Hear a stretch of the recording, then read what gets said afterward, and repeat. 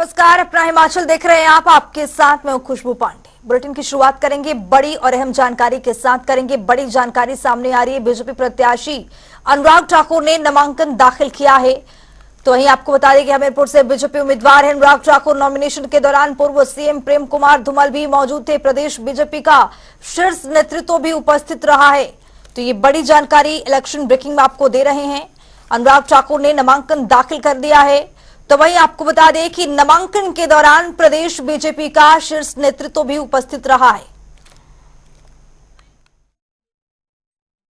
मैं आभारी हूं माननीय प्रधानमंत्री जी का, माननीय राष्ट्रीय अध्यक्ष जी का, पार्टी के शीर्ष नेतृत्व का, जिन्होंने 5वीं बार मुझ में विश्वास व्यक्त किया है। हमीरपुर संसदीय क्षेत्र से फिर एक बार भारतीय जनता पार्टी का उम्मीदवार के रूप में उतारा है। पहले भी 4 बार हिमाचल की जनता ने हमीरपुर से कीर्तिमान बनाया है और अब की बार भी भारतीय जनता पार्टी के कार्यकर्ताओं के परिश्रम और जनता के आशीर्वाद से जहां हमीरपुर संसदीय क्षेत्र को भी जीतेंगे, हिमाचल की चारों लोकसभा और हम देश में 400 सीटें जीतकर मोदी जी की सरकार बनाएंगे। एक और बड़ी जानकारी सामने आ रही है, उससे भी आपको रूबरू कराएंगे। बड़ी जानकारी, बड़ा अपडेट आपके सामने। कांग्रेस प्रत्याशी विनोद सुल्तानपुरी ने भी नामांकन दाखिल किया है। शिमला से कांग्रेस प्रत्याशी है विनोद सुल्तानपुरी।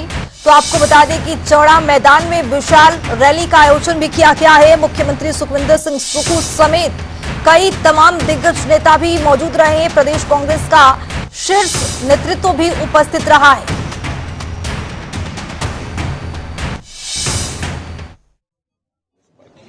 देखिए, जब युद्ध भूमि में होते हैं तो उस समय लक्ष्य जीत ही होता है। मेरा ये मानना है कि हम अपने सारी जो हमारे कार्यकर्ताओं की सेना है और जो भी अस्त्र शस्त्र हमारे पास है उन सब का प्रयोग इस युद्ध भूमि में करेंगे और जनता की अदालत में हम ये कोशिश करेंगे कि भारतीय जनता पार्टी ने जिस प्रकार हिमाचल की जनता की भावनाओं को खरीदने की कोशिश की है और लोकतंत्र को तार-तार करने की कोशिश की है, जनता के वोट से सत्ता की कुर्सी तो हासिल नहीं कर सके, नोट के दम से सत्ता की कुर्सी हथियाने की जो राजनीति की प्रवृत्ति बढ़ी है, उसके संदर्भ में आप 1 जून को भारतीय जनता पार्टी के प्रत्याशी और जो भी उनके चुनाव लड़ रहे प्रत्याशी उनके खिलाफ मतदान करें। ये चुनाव कोई साधारण चुनाव नहीं है। ये चुनाव लोकतंत्र के भविष्य को सुनिश्चित करने का भी चुनाव है।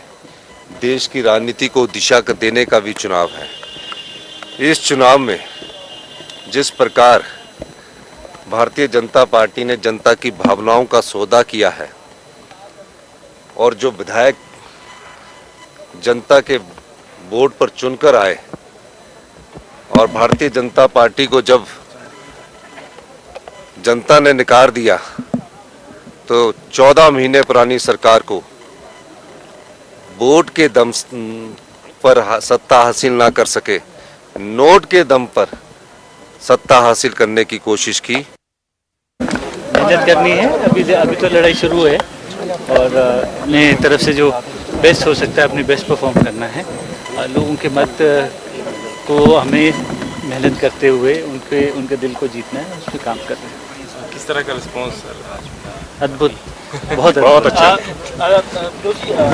सुरेश कश्यप यहाँ से सांसद हैं, उन्होंने कहा कि मुझ पर एक बार फिर जनता भरोसा करेगी, पीएम मोदी जो है वो 3री बार बनेंगे। देखिए, कई बार लोगों से पूछ लेना चाहिए, खुद नहीं बोलना चाहिए।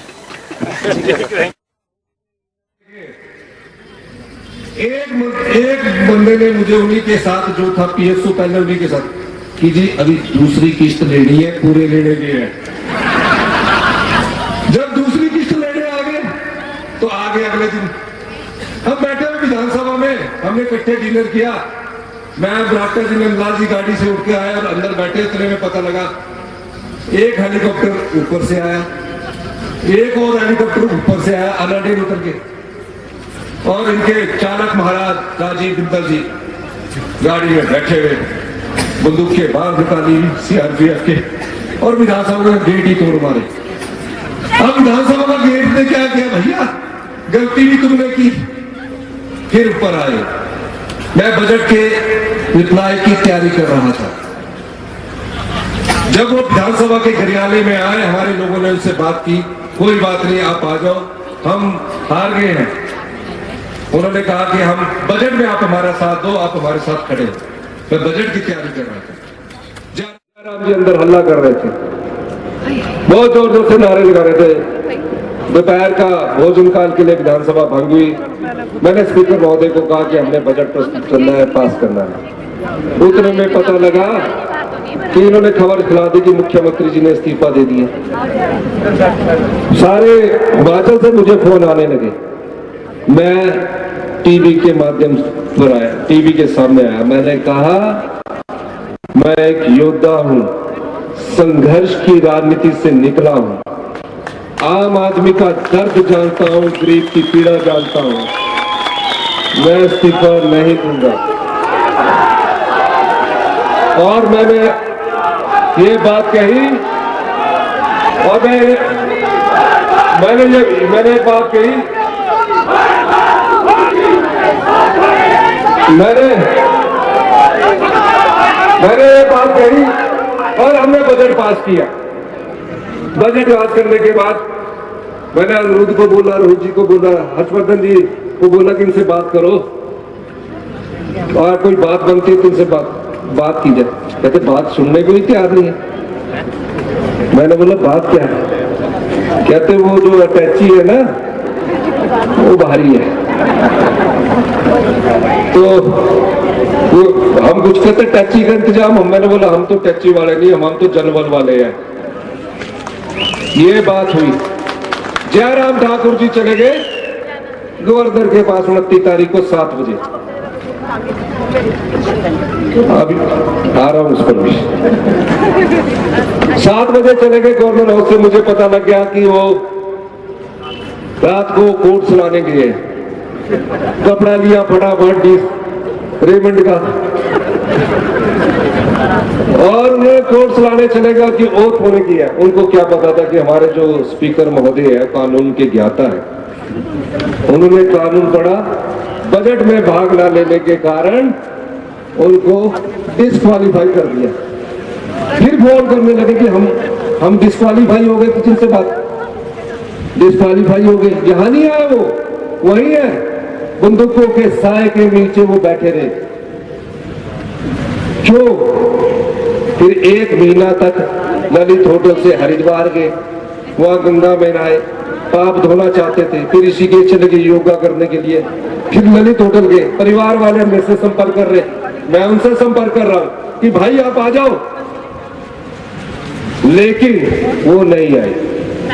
वो राजनीतिक मंडी में बिके हैं। जो लोग राजनीतिक मंडी में बिकते हैं, जो जनता की वोट पर चुनकर विधायक बनते हैं, और जो पार्टी जनता की भावनाओं का सौदा करती है, क्या ऐसी भारतीय जनता पार्टी को आप माफ करेंगे? दोनों हाथ खड़ा करके बताइए, जोर से बोलिए। मैं ये चाहता हूं,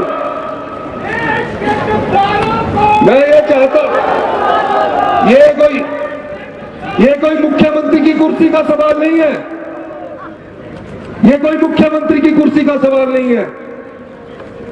ये मुख्यमंत्री की कुर्सी में जो आपके आशीर्वाद से बैठे 3.5 साल और चलेगी, लेकिन ये सवाल क्या है? ये भविष्य की राजनीति को दिशा और दशा तय करने का सवाल है। कल को तो कोई भी पार्टी ताकतवर होकर जो विधायक आपके वोट से चुनकर आएगा उसको खरीद लेगी। हिमाचल प्रदेश एक ऐसा राज्य बन सकता है जो इस लोकतंत्र के मजबूत स्तंभ को मजबूती एक तारीख को प्रदान कर सकता है। मैं सिर्फ इसलिए प्रार्थना करने आया हूं। 15 महीने की सरकार ने आपके हित के फैसले किए, आप लोगों के फैसले किए, लेकिन 15 महीने की सरकार को जयराम ठाकुर जी ने पैसे के दम पर जिस प्रकार छीनने की कोशिश की है, उसे सबक सिखाने का वक्त आ चुका है। मैं ये नहीं कहता, अगर इतना पैसा इन्होंने जब छोटे छोटे बच्चे गुल्लक के माध्यम से आपदा राहत में दे रहे थे, जितना 15 करोड़ से ज्यादा अगर आपने आपदा राहत में दिया होता, आपदा राहत में राशि लाई होती, तो जनता आपको मानती, तो जनता भी आपकी इज्जत करती। आज वक्त आ चुका है, हमारे पास धन बल नहीं है, हम भी कम्युनिस्ट पार्टी की तरह ही है अभी आजकल, सीपीएम की तरह हम भी। ये बेचारे लाल सलाम करते करते उमड़ के आखिरी पड़ाव में पहुंच गए। हमारे पास धन बल नहीं है, हमारे पास आपका बल है। मैं हिमाचल की जनता से, आज मैं हिमाचल की जनता से, शिमला की राजधानी से आपसे प्रार्थना करना चाहता हूं। 75 साल से हमारे एक वोट मिला है, उस वोट को कांग्रेस पार्टी की नीतियों द्वारा आप लोगों को दिया गया। आजादी से पहले 600 साल हम गुलाम रहे, हमारे पास कोई वोट का अधिकार नहीं था। ये वोट ही आपकी ताकत है जो हमको आपके सामने लाती है। इस वोट के दम से हम विधायक बनते हैं, मंत्री बनते हैं, मुख्यमंत्री बनते हैं। कोई भी पार्टी हो, अगर हम गलती करें हमें सजा दीजिए, लेकिन भारतीय जनता पार्टी ने हिमाचल प्रदेश की देव संस्कृति को खराब करने का कार्य किया है। इस कार्य में को खराब करके जो उन्होंने लोकतंत्र की हत्या की है और आपके वोट को छीनने की कोशिश की है। 1 जून को जब आप वोट डालने जाइए तो ये मत देखिए कि हम कांग्रेस पार्टी की विधायक प्रतिनिधि, कांग्रेस पार्टी के सांसदों और विधायकों को वोट डाल रहे हैं। आप ये देखिए कि जो लोग बुलेटिन में आगे बढ़ते हुए बात अगली खबर की। शिमला संसदीय क्षेत्र से बीजेपी प्रत्याशी सुरेश कश्यप नामांकन भरने उपायुक्त कार्यालय पहुंचे। इस दौरान उन्होंने कहा कि वो दूसरी बार नामांकन दाखिल कर रहे हैं। साथ ही उन्होंने दावा किया है कि वो निश्चित तौर पर जनता के आशीर्वाद से भारी मतों से जीतकर आएंगे। आप अपना नामांकन पत्र भरने जा रहे हैं, आपको एक तो बहुत बहुत बधाई। और क्या धन्यवाद जी, क्या आज नामांकन है और सारी जनता से आशीर्वाद की हमने अपील की है। निश्चित रूप से सभी जो मेरे संसदीय क्षेत्र की जनता है उनका आशीर्वाद मिलेगा और निश्चित रूप से फिर से दूसरी बार और चौथी बार लगातार इस सीट को हम जीतेंगे और हिमाचल प्रदेश की 4 की 4 सीटें जीतकर मोदी जी की झोली में डालेंगे और फिर एक बार मोदी सरकार हम देश में बनाएंगे। इस लक्ष्य के साथ हम आगे बढ़ रहे हैं। जनता का रिस्पॉन्स आपको? लोकसभा चुनाव का महासंग्राम छिड़ चुका है। राजनीतिक दलों के बीच आरोप प्रत्यारोप का दौर भी लगातार जारी है। इसी कड़ी में स्वास्थ्य मंत्री धनीराम शांडिल ने बीजेपी पर तीखे तंज कसते हुए नजर आए। उन्होंने कहा कि बीजेपी चुनाव से पहले ही 400 पार के नारे लगा रही है, जैसे कि इन्हें पहले से ही चुनाव के नतीजे पता होंगे, जिस वजह से अब चुनाव की पारदर्शिता पर भी प्रश्न खड़े हो रहे हैं। मैं समझता हूं कि ये जो नारा है मुझे याद आती है, आई थिंक 2009 के वक्त के इलेक्शन में इन्होंने 2 बातें कही थी, भारत उदय और इंडिया शाइनिंग, और दोनों की ही वजह से उस वक्त सचमुच में वाजपेयी जी की सरकार गई, जो कि मैं समझता हूँ पार्टी को शायद इससे कोई खास उन्होंने इलेक्शन नहीं दिया। और इलेक्शन ना लेने का कारण है कि अभी भी इन्होंने ये बोल दिया कि अब की बार 400 पार, परंतु वो पहले लगभग 2 या 3 सप्ताहों में बोला गया।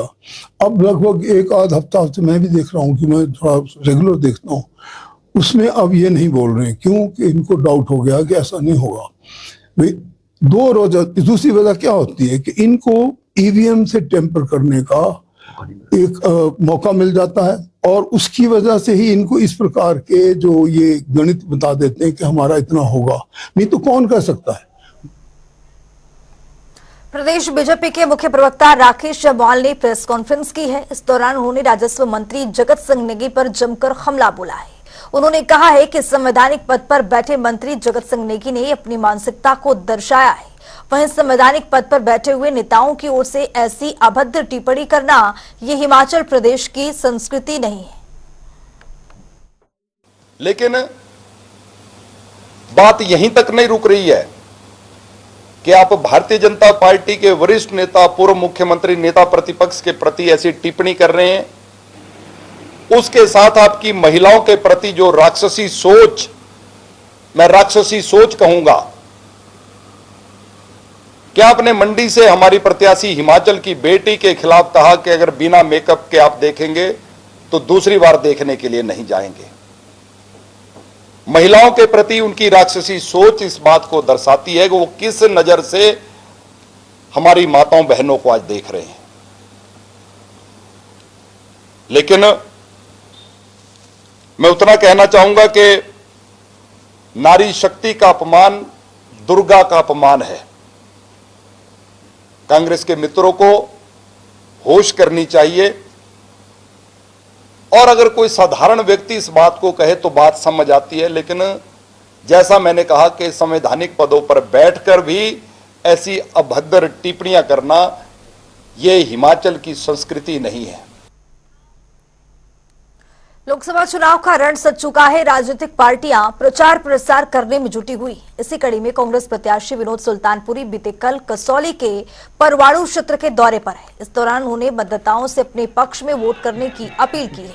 उन्होंने कहा है कि अगर जनता उन्हें सांसद चुनकर केंद्र में भेजती है तो वो कसौली विधानसभा क्षेत्र के विकास कार्य में कोई कमी नहीं आने देंगे।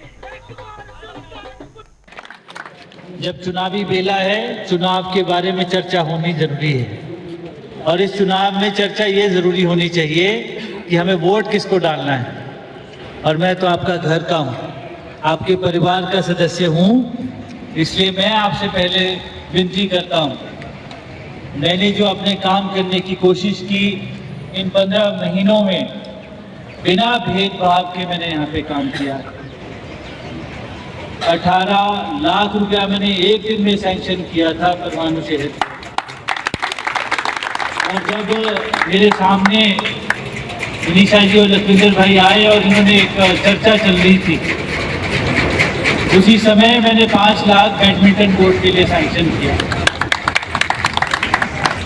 और मेरे जो खिलाफ में चुनाव लड़ रहे हैं, मुझे हैरानी हो रही है कि बहुत बड़े बड़े लीडर हैं। देश में लोकसभा चुनाव में मतदान के प्रति जागरूकता को बढ़ाने के लिए चुनाव आयोग की ओर से विभिन्न कार्यक्रमों का आयोजन किया जा रहा है। इसी कड़ी में जिला कुल्लू के मुख्यालय ढालपुर में भी स्वीप कार्यक्रम के तहत मतदाता जागरूकता कार्यक्रम का आयोजन किया गया। वह इस कार्यक्रम में हिमाचल प्रदेश सरकार के मुख्य सचिव प्रबोध सक्सेना विशेष रूप से उपस्थित रहे और इस दौरान उन्होंने आम जनता से आग्रह किया है कि वो मतदान करने अवश्य जाए। बहुत अच्छा प्रयास है जिला प्रशासन का, लेकिन मेरा ये मानना है कि जो साक्षरता की और जो समझ का स्तर है हिमाचल में, वहाँ पर इस प्रकार के आयोजनों का जो इस्तेमाल है उसकी उपयोगिता तो है, लेकिन जो आम जनता है उसको इस आंदोलन के बिना भी मेरे ख्याल से उसका चुनाव में पूर्ण विश्वास है। तो मुझे लगता है कि ये एक्टिविटी जो है वो हम लोग कर ज़रूर रहे हैं, लेकिन सबसे पहले हर व्यक्ति को अपने मन में झांक के देखना होगा कि ये उसका एक अधिकार है, और जो उसका एक जो हिमाचल का जो एक बहुत पॉलिटिकल अवेयरनेस यहाँ पर है, तो उसको स्वयं ही आगे बढ़कर। आईपीएल के चेयरमैन अरुण धूमल ने प्रेस कॉन्फ्रेंस की है। उन्होंने कहा है कि खेल में रिफॉर्म का होना बेहद जरूरी है। वहीं अगर भारतीय क्रिकेट कंट्रोल बोर्ड घरेलू क्रिकेट में बदलाव करने जा रहा है तो इससे खेल और बेहतर होगा। बता दें कि बीसीसीआई की ओर से क्रिकेट में बदलाव किया जा रहा है। साथ ही साल 2024-25 घरेलू सीजन में कई बड़े बदलाव होने जा रहे हैं। रिफॉर्म तो it's part of the process. आप कुछ भी चाहे किसी ऑर्गेनाइजेशन में हो, चाहे किसी एडमिनिस्ट्रेशन में हो, किसी खेल के जज्बे से भी देखें तो कुछ ना कुछ आपको नए इनिशिएटिव लेने पड़ते हैं to make the game more attractive. और उसी दिशा में मैं मानता हूं उनका बयान आया होगा। तो डेफिनेटली हम कुछ ना कुछ ऐसे इनिशिएटिव्स लेते रहते हैं, जैसे इम्पैक्ट प्लेयर और कई ऐसी चीजें आई। आपने देखा होगा कि ब्रॉडकास्टिंग लेवल पे बहुत चेंज हुआ है। 4K प्रोडक्शन शुरू हुई है ताकि ज्यादा क्लैरिटी के साथ आप मैच देख सकें, डिफरेंट एंगल से आप देख सकें, जिनको मैच का आइडिया को विकेट से देखना है, अंपायर वाले कैमरा से देखना है, साइड से देखना है, तो उस तरीके के बहुत अच्छे इनिशिएटिव बीसीसीआई ने लिए हैं। ऐसे ही टेक्नोलॉजी का उपयोग बहुत ज्यादा गेम में हो रहा है, तो उसके बारे में भी हम लगातार इंट्रोडक्शन करते रहते हैं और रिफॉर्म, ताकि गेम में और ज्यादा इंटरेस्ट पैदा हो, that is also part of the process. तो वो निरंतर एक प्रक्रिया है जो चलती रहती है और चलती रहनी चाहिए।